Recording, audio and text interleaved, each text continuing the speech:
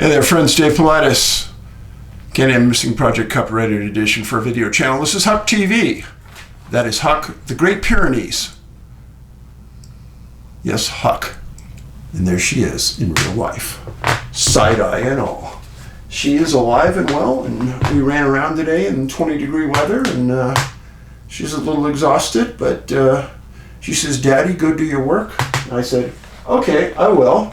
And I'll keep the people entertained and alive." Thanks for being here. And I greatly appreciate you being here. So this is going to be our second episode into our test process here. And yes, something has to change, folks. Revenue is down 50% from a year ago. Views are down 50% from a year ago. And in the same time, our subscriber base is going like this. That makes no sense to any analyst who was associated with YouTube that we've employed. They said, "No, Dave, that does not make sense." So rather than try to swim upstream against YouTube, we are probably going to do something here in the next month, and I'll explain that. Now, I'll probably continue to post at some level on YouTube, but we're changing right now. And what we're changing is that we're going to go to a longer format, approaching an hour in these videos. And I'm going to post every other 2 days. So not every other day anymore, every other 2 days for about an hour. And what we're doing is we're looking at several different platforms, primarily looking at Zoom on a subscription basis. Once or twice a month, we're going to go and we're going to have a live broadcast somewhere between an hour and 2 hours long. And in that, we're going to do something like we've never done before and talk about cases that we've never seen. You guys have never seen before. You guys, it'll be blockbuster, trust me. And we're also going to allow interaction. You guys can ask a question, make a comment. We'll have somebody monitoring. And this is going to happen, folks. And we're well on our way to making it happen right now. The wild card in all this is what we're going to charge. It'll be per viewing, be between $2.50 and $6 for almost 2 hours of entertainment. Far less than going to the show. Now, I know some of you are paying between $10 and $17.50 per month as a subscriber to YouTube. I get that. I can't compete with that. But I know also there's hundreds of you that have complained and left my show because of the inundation of ads on the show. And I know many of you got the YouTube subscription to alleviate the ads, and then there's a lot of workarounds that I've seen posted for the ads. I'm sorry, but I wish I could get rid of the ads, but even when you watch television, there's ads. But on my show, there's way more ads than on any other shows that I've known about. Even you have commented about that, so I get it. I respect you guys a ton. But only a fool would hold on to the anchor as the ship was sinking. That's what's happening here. Right now, a year ago, we were making X dollars. Today, we're making 50% of that. We have way more subscribers than we did a year ago. We've done way more to initiate activity, meaning I've given out lists of the Bigfoot class, lists of our most popular videos, lists of Canadian cases, lists of missing hunters, etc. And this is all in an effort to pump up the viewership, because I get compensated on every minute you watch one of our videos. Now, it doesn't matter if the video was put up 4 years ago or it was put up today. Our videos are timeless. I know some of you are worried about, oh, if I don't watch this one, then I'm going to miss out on something. No. I could do a video today. I did a video 4 years ago. All the things stand.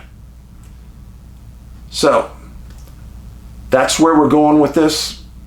If you have some feedback for me, if you have some thoughts, send me an email. missing411@yahoo.com. Let me know your ideas. I know some of you don't have a penny. I get that. That's why I'm going to continue to post here. But friends, I've got to do something. I have a feeling that YouTube is going to drive me right down to zero. And that scares the heck out of us. So, we're trying to do something to alleviate that.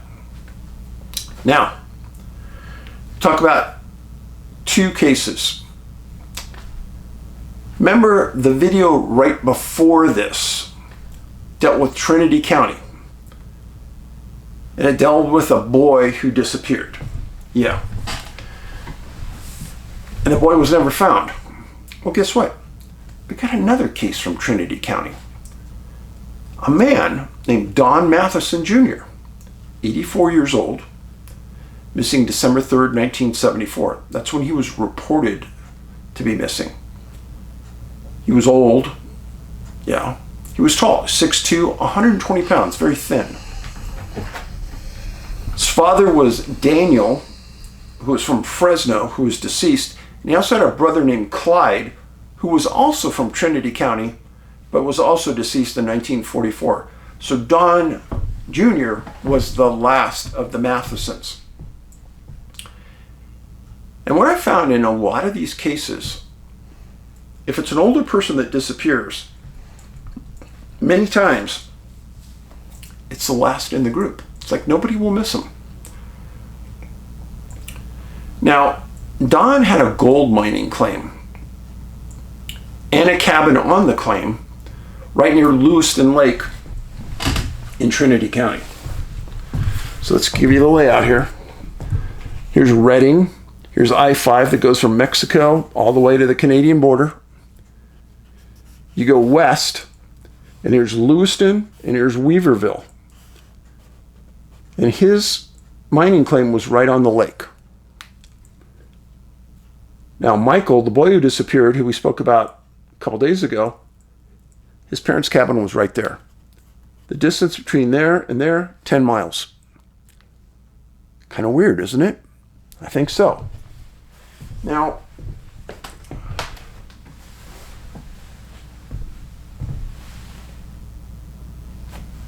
Trinity County is known for gold mining.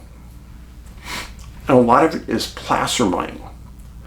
Placer mining just ruins the environment, but that's what they did in the 1800s. What placer mining is that you get a stream bed or a hillside and you blast water, high-speed water at the hill, and you wash everything down off the hill, and with it comes the gold and everything. It's called placer mining. And when you drive through parts of California, you see lots of big boulders and things because that's the only things that were left. Now, I got an old picture of a Trinity County Sheriff's badge, which kind of tells you what's at the core of Trinity County. Now, that in the background are the Trinity Alps. Very famous. And Michael's cabin and Don's, the person we're talking about now, Don's mine were at the footsteps of the Trinity Alps. Now, I've got to tell you, of all the locations in California, the Trinity Alps are some of the least visited and most remote wildernesses in the state. Yeah, you can't drive a car in there. You got to walk or go by horseback. And I've heard all kinds of stories. Everything you can imagine in the Trinity Alps. Just saying. I'm not saying anything like that happened, but I will say I've heard it all. Now, Lewiston Lake, right next to Don's claim, was dammed in 1902. after the gold rush. It has a 70-foot deepest at its point near the dam. The lake is about 5 miles long, and it has some notoriety for some really good rainbow and brook trout fishing. And around that lake, there's all kinds of gold claims. In fact, Don's claim was one, but there's also the Olson Placer claim, the Dusty Gold claim, the Trinity Dredging claim, the Bates Gold claim, Jacoby Placer claim, and the Jennings Gulch and Cobb Group claim.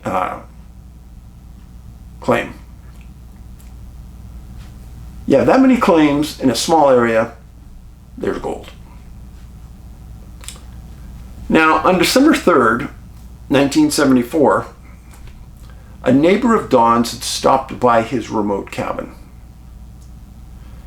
And he found enough suspicious circumstances that he called the sheriff.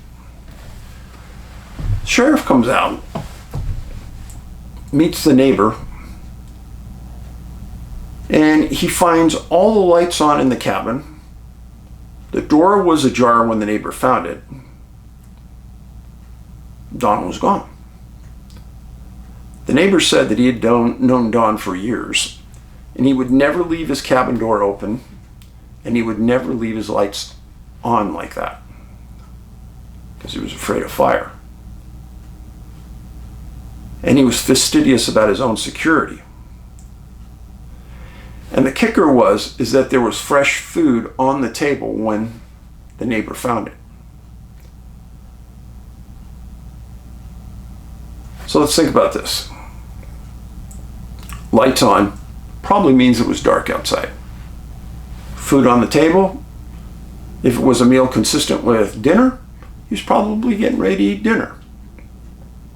Door ajar. Somebody coming over to visit, hear something outside, see something outside, and he went out. Well, the sheriff spoke with the neighbor, said, yeah, it's possible something's going on, but there's a good chance maybe he went and took a short trip. Okay. Neighbor didn't agree, but a couple days later, the neighbor calls the sheriff again and says, hey, he never came back. And his cabin is just like we left it. Sheriff got together and he got a Boy Scout troop number 15, to meet him at the cabin on the 7th. And he mapped out an area where he wanted the boys to look. The first area was within 100 yards of the cabin. Figured that would be a good radius to start, and they did. At the same time, the sheriff sent detectives to his claim, which was just within walking distance. They searched it in less than a day. Nothing. He wasn't there. Nobody had been there in a long time. Nothing. Well, the sheriff decides that he's going to keep going with this for 5 days. And he keeps moving the perimeter out further. And the Boy Scouts stayed on it. It was their Christmas break, so they didn't have school, so they could really work it hard. After 5 days, the sheriff said, there's no reason to believe that there's foul play. That was Sheriff Tom Kelly. He said the same thing about Michael when he disappeared too. Now, local reports for local consumption. If I continue to say no foul play, and the press keeps writing it, then his hopes is that the community keeps buying it. Because if there is suspicious circumstances,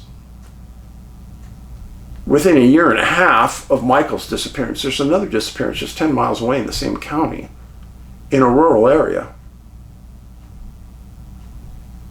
very close to the Trinity Alps. I don't know, that seems a little odd, doesn't it?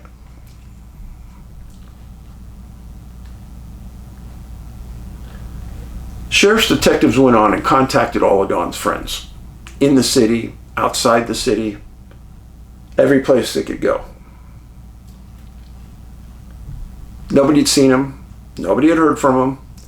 Nobody expected to see him, and everyone thought he'd be working his claim. Now, Don's claim, like I said, is 10 air miles from Michael's cabin, where he disappeared from. Don disappeared, or was reported to the sheriff on December 3rd. They're not quite sure which day before that he was last at the cabin, but it wasn't long. 17 months between the disappearances. Michael disappeared July 26th of 73, Don December 3rd of 74. My best research is that Don's brother and his father are both deceased, leaving Don by himself. Now, obviously, he had assets. He had the cabin. And then I hate to say this, but whenever somebody who's a miner disappears from their cabin on the mine site, in the back of my mind, I'm always thinking, well, these guys always kept their gold close. Secret place in the house, sometimes on them. Did somebody get the gold and kill Don? Well, the weird thing is that I searched 20 years into the future after this date. He was never found. In fact, there's no mention of him anywhere. That's the weird thing. But it also bothers me that the sheriff keeps saying the same thing on these cases. Because I would say, hey, there's no evidence, there's no foul play. I mean, how can you say that? So, that's the Donald Matheson Jr. case, Trinity County, December 3rd, 1974. Now the next case. I got to premise this one. Over the course of the last year, I've had several of you say, Dave, why haven't you done this case? Why haven't you done this? Why haven't you done it? Okay, you got your wish. I'm going to do this case. And then at the end, I'm going to talk about this. Canadian case. Ontario, Canada. Right next to Lake Huron. Incident involves a very pretty lady named Lois Hanna, 25 years old, missing July 3rd, 1988. Lois was raised on a farm in Kinross, Ontario. She was the youngest of 5 kids. Now, this incident happened July of 88. Her father, Ernest, died in March 88. In April 88, the following month, she bought a home near where she worked, and I'll talk about that in a second. She obviously did it with some of her dad's proceeds. She owned a single-story brick home, 288 Nelson Street in Kincardine, Ontario, 4 blocks from Lake Huron. She was a graduate from the Fashion Merchandising School at Fanshawe College in London. Since 1986, she'd been employed at Mac G's Ladies Wear in Kincardine, Ontario. And she was considered by the owner to be the right-hand man for that owner, 24 hours a day, 7 days a week, trusted with everything.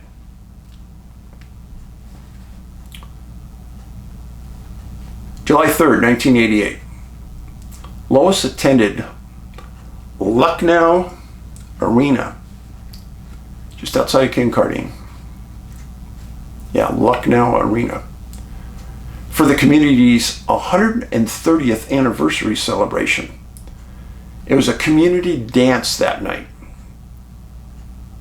And Lois was there with her brother and her friends, knew everyone in the community. You kind of get it. Good time, no problems. I could just imagine it was fun. Well, at 11:45, Lois kissed her brother Dave goodbye and said she had an early day the next day at work, needed to get some sleep. She got into her 1987 Pontiac Grand Am and drove 20 minutes to her residence. Neighbors reported seeing her arrive in her car alone at the house.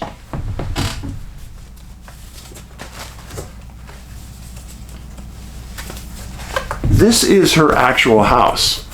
Single-story brick home, nice community. You get it. She pulled into that driveway, went into her home.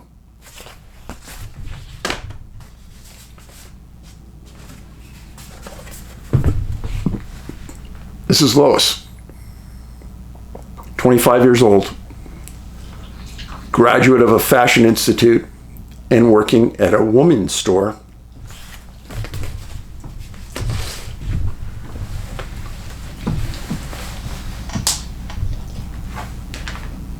So she pulls into her residence.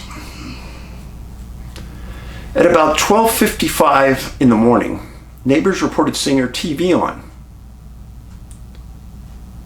At 11:15 the next morning, Hannah didn't arrive for work, which was super unusual, as she was always fanatically punctual. Debbie McGregor was the owner of the shop. Called her phone, didn't get a response. And so she got another employee who was a friend of Lois's to go by her home and make sure everything was okay. So that other employee gets into her car, drives over, sees Debbie's car in the driveway, goes around the side of the house, sees the TV on, and knows something's really up. Lights are on inside. So the employee finds a window that's partially open, takes the screen off, and goes inside. Lois's purse is on the counter in the kitchen. Wallet and the keys are inside. All the doors and windows were locked. There's a half a cup of tea on the kitchen counter. So the woman that went to see her saw Lois the night before, and she looks in the closet, and there's Lois's dress that she wore the night before hung up in the closet.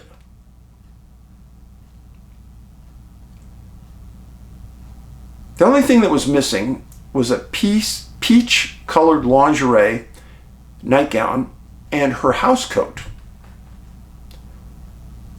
The employee calls Mrs. McGregor, and Mrs. McGregor calls Brother Dave, Lois's brother Dave, who said goodnight to her just 12 hours earlier.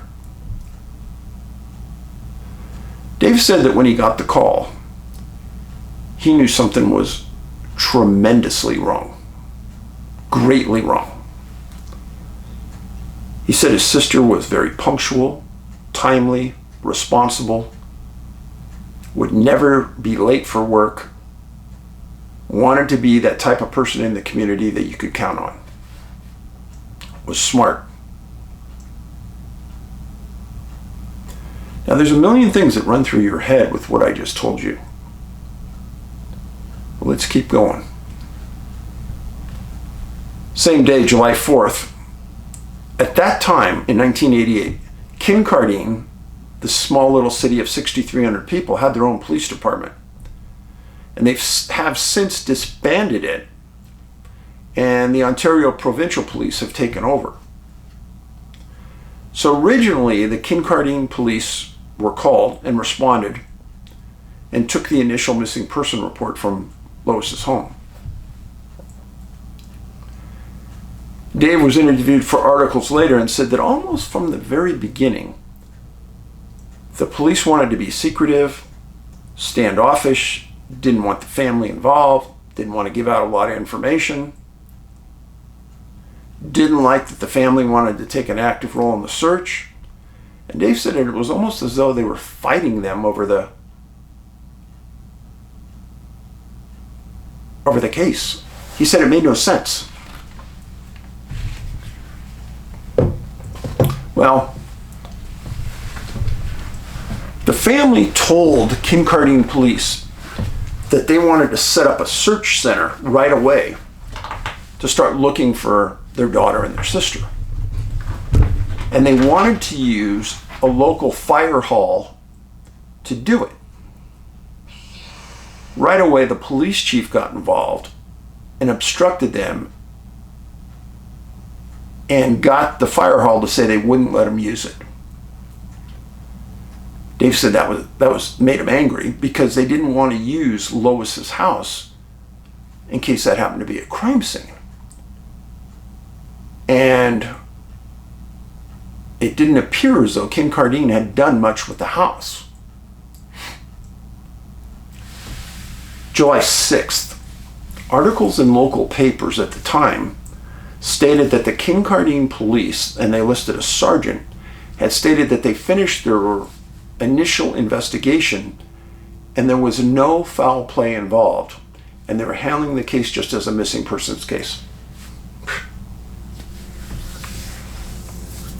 Okay, that profile I've just given you of Lois, does she sound like somebody that would just walk out of that home and walk into the wilds of Ontario and never look back? No history of mental health. She hadn't been drinking that night. She didn't do drugs. Sometimes I wonder, what are police thinking? Well, obviously they're not, but it's pretty bizarre. Now, this area of Ontario. So here's the arena that she was at. Here's Lake Huron. Her house was right about here at this turn, about 5 blocks away from the water. And over here in this area was a little harbor. And then there are areas of large parks still in this general area. So the police were thinking, well, I'm giving them too much credit. Police were acting as though a straight missing person case, if we just keep waiting, she'll show up. Insane.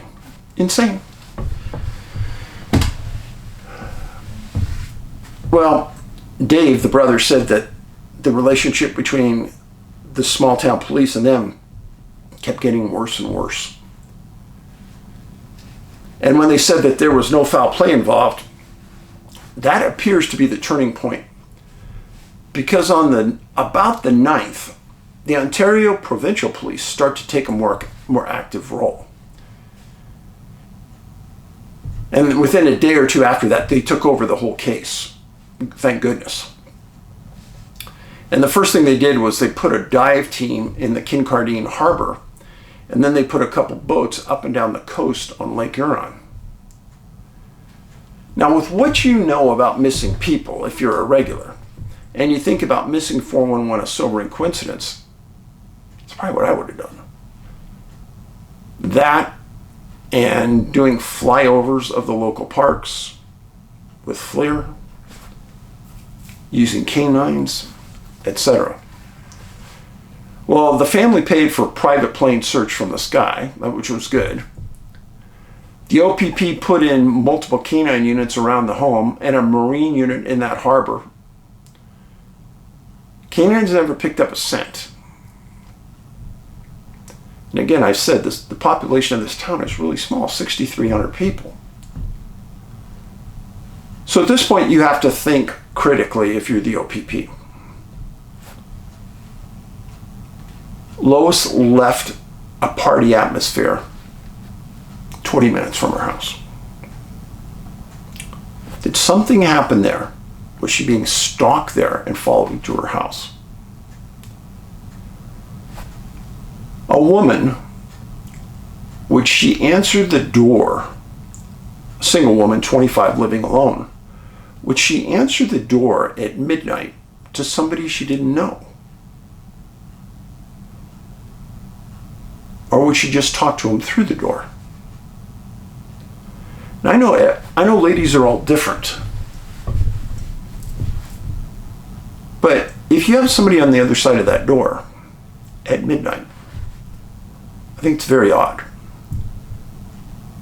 My mind seems to think that if there was somebody on the other side of that door and she opened it, it might have been somebody she knew. Something that took danger away. Just speaking out loud. So on July 10th, the OPP formally takes over the case. Family stated that immediately the cooperation and the communication improved. Now, years later, it became obvious that the OPP processed Lois's home. What does that mean? It means that you put a tech crew in there and you look for evidence of a crime. This isn't a fast process. This could take a couple days. And the OPP did it right. They kept their mouth shut, their eyes open, and they worked. Now, back in 1988, blood couldn't be analyzed for DNA. Blood samples could only tell blood type and sex. That's it. Everything about the case in 1988 focused on Lois's home in the area around the residence, under that belief that was perpetuated from the beginning that she walked away. After the OPP took over, the family offered a $10,000 reward for her. I can tell you that in the vast majority of these cases, rewards don't work. Here's why. The vast majority of the time, it's one person involved. Rewards work when there's more than one suspect, or there's also a witness. Keep that in mind. So, we fast forward. January 1989. A mother and a daughter were vacationing in Kincardine on July 4th, 1988. And after that holiday weekend, they left the country. Well, months later, they heard about what happened to Lois, and they contacted the OPP again because they had a strange story to tell. This mother and daughter reported that they were out in front of the MacG department store very early on the morning of July 4th, before the store opened. And they saw two men walk out of the store. Well, the owner of MacG says nobody else has keys. So the question was, how did they get in? So the police put the daughter and the mom under hypnosis, and they worked with them to get a sketch to describe the two subjects. The OPP was adamant that these were not suspects, but they just wanted them ID'd to talk to them. Think about this. So Lois had keys. She was the right-hand man for the owner. She disappears. Early that next morning, two suspects are seen coming out of that store. Now this are the sketches of the two suspects. One was wearing a cap, one wasn't. The one in the cap was described as mid-20s, average build. The man on the right, a little older. They were together. Now, when the OPP says, oh, they aren't suspects, you can throw that in the garbage. These guys are suspects. Guaranteed they're suspects. My question to everybody involved, so you're saying it's just a mere coincidence that they're walking out of this dress shop that Lois worked at for 2 years, the day after the same morning she disappeared. Is that what you're saying? Of course I'm not going to say that, but yeah, these are suspects. So that sketch went all over North America and Canada. During this time, in early '89, after the snow started to melt and it started to get a little warmer, there were multiple searches of the area. And the OPP went out and interviewed 200 people. And they cleared the majority of the people. This is their wording. We cleared the majority of the people that were at the street party. January 26, 1998. About 10 years. 9.5 years after Lois disappears. A new article bombshell comes out. The OPP stated that they had found 2 drops of blood inside Lois's home when they processed it. They didn't say anything. They kept their mouths shut. They did their job. They refused to say where these droplets were found. Detective Inspector Wally Barber said that advancements in DNA testing allowed the blood drops to be categorized now, whereas 10 years earlier they couldn't. And they said that the drops of blood belonged to an unidentified male. All DNA is unidentified unless it's in GenBank. And all felons in most states are required to give a DNA sample. All that is you take a Q-tip, swab it around inside your mouth, send it out to the lab, and they categorize your DNA.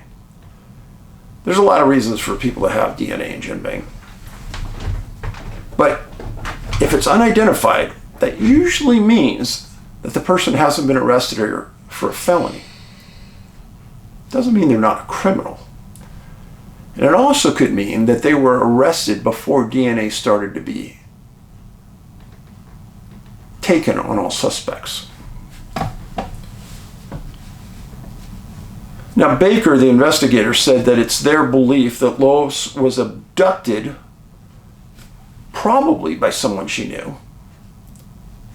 She opened the door, and they say that because it wasn't forcibly ajar. There was no damage to the door. She opened it. And they said, well, maybe somebody had been stalking her at the dance.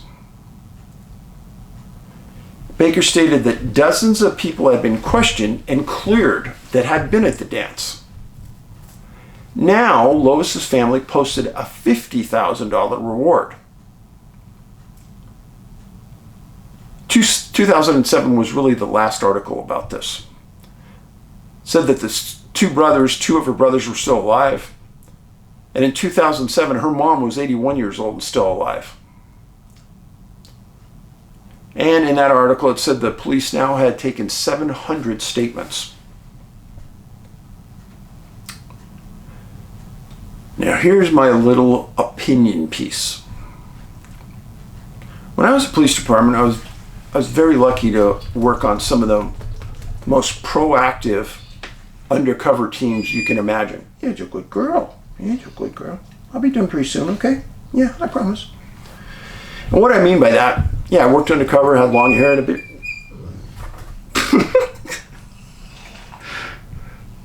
If you don't know, Great Pyrenees are very vocal. And that wasn't a cry. That was like, hey, Dad, get your butt going, would you? Yeah, okay. So I had long hair and a beard, drove undercover cars. We'd stop people, buy drugs from them. We did all this kind of stuff. We also did a lot of other weird stuff that public probably doesn't even know about, surveillance activity on people. Now, in reading between the lines on this investigation, especially at the end, I can guarantee that the OPP has suspects. Probably more than one. Probably 2. And if you're in Ontario, North America, somewhere, New York, take a look at those. You know anybody that looked like that in '88? Contact the Ontario Provincial Police. So they have. I know they have at least one suspect. So why don't they have him in custody? This is the part that gets me very upset. Personally, I would have given up every weekend I had for a month to do what I'm going to tell you to. So, let me go backwards. A couple years ago, New York PD had undercover teams watching someone that they suspected was a serial killer. And they had DNA off the bodies of who they suspected this guy killed. And they watched him go into a coffee shop, had a coffee, threw the cup away. You have no expectation of privacy when you throw a cup away in a public garbage can. And this is what the detectives were waiting for. They went, they got the cup, they had it processed, they got his DNA, and they matched it to the body. Boom, they got him. Sometimes you have to work your butt off to get somebody. I'm sorry, this case is worth it. There is some cretin out there that killed Lois. There's 2 of them, I believe. Those 2 guys that were in the store. You cannot convince me that they didn't walk out of that store. They got into that store with her keys, there's no doubt. And when they were seen walking out, that was their really only mistake. Witnesses later stated that there was a large type car, American type car, parked just down from her house that night that they hadn't recognized. But they thought this might be related. Maybe it was. Why haven't the Ontario Provincial Police put these cretins under surveillance and get DNA on them? Last ditch effort, call them in, call their bluff. Say, hey, we want to take your DNA. They say no. Well, then that's no. But I would only do that after I had them under surveillance for weeks or months. I don't care if it takes 2 months. You don't give up on these kind of things. There's a very famous case in San Jose where we had a downtown rapist. And they put 2 teams undercover watching this one suspect. And he had a very familiar bad leg where he had to limp around downtown. They knew exactly who he was. And one night he broke into a convent in downtown San Jose. And these guys knew what was happening. And they got inside and they shot the guy. It's a very famous case.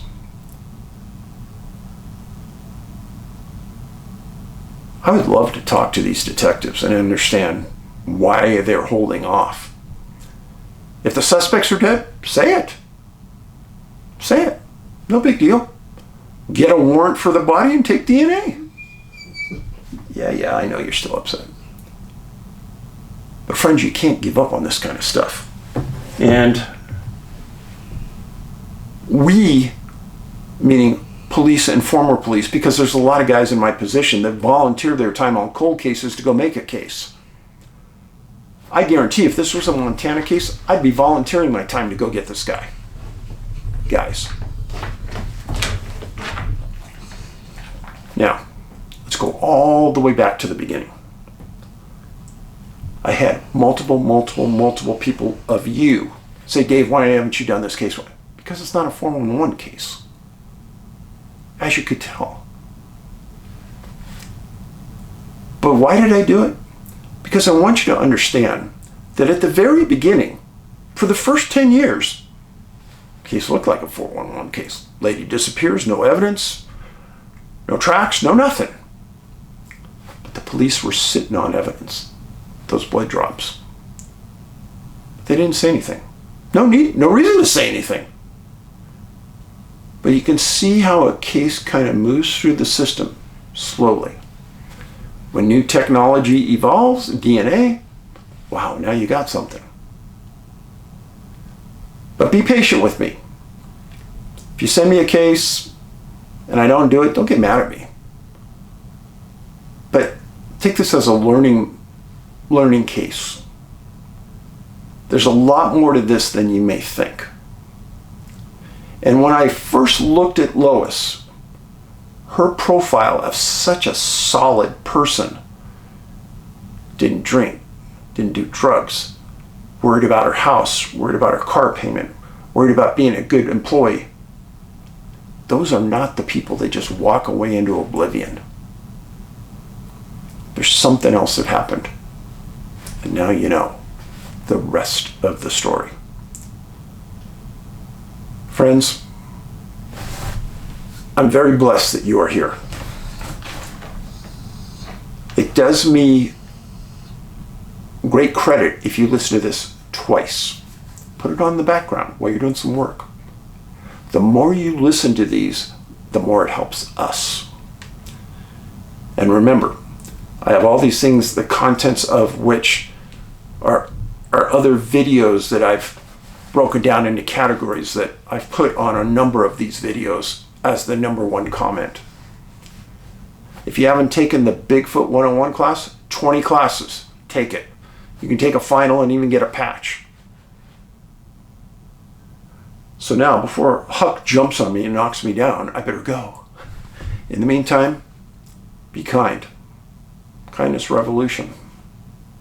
Smile, be friendly. Good times are ahead. Huck and I'll leave her alone. Paulides out.